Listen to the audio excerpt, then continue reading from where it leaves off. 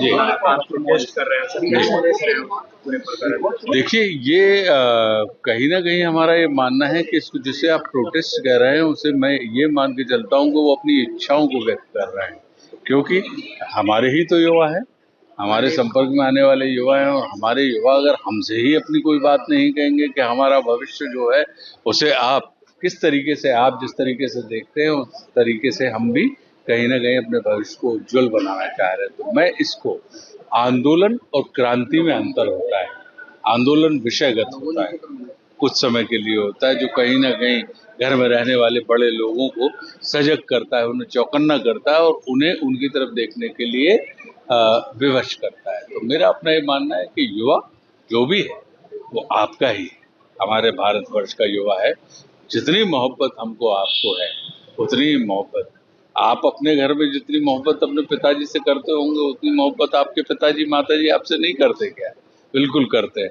लेकिन क्या कभी किसी विचार व्यवस्था को लेकर आपके और माता पिताजी के बीच में मतभेद होते हैं कि नहीं होते हैं?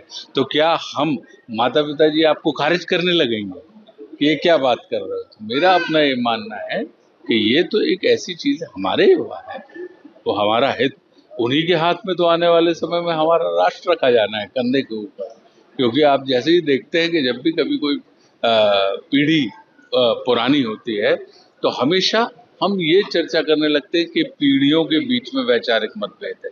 नहीं, वैचारिक मतभेद नहीं होता, कि पीढ़ियों की अपनी अपनी समझ होती है। उस समझ के अंदर सामंजस्य स्थापित करने के लिए जब जो जो थोड़ा बहुत कहीं ना कहीं जो हिलाव होता है वो मेल के लिए होता है। सर वर्तमान समय में बॉलीवुड के जो एक्ट्रेस जंतर मंतर पे प्रदर्शन बोल दिया हमने, ये तो एक्ट्रेस कंगना रनौत ने जिस तरीके से बयान दिया, कहा जेएनजी को कि बदसूरत और भ्रष्ट है, कैसे देख रहे हैं उनके इस बयान को? देखिए मेरा अपना ये मानना है कि शेर दहाड़ता है, हाथी चिंगाड़ता है, कुत्ता भौंकता है, तो किसी भी जीव की पहचान उसके स्वर से निकलने वाले कंठ से होती है।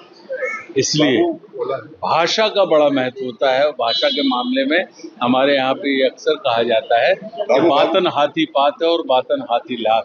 आप बातों से ही हाथी की सवारी का आपको सम्मान मिलता है, और बातों के कारण ही, आपके द्वारा बोले गए शब्दों के कारण ही आपको उसके पैर के नीचे डाले जाने वाला दंड मिलता है।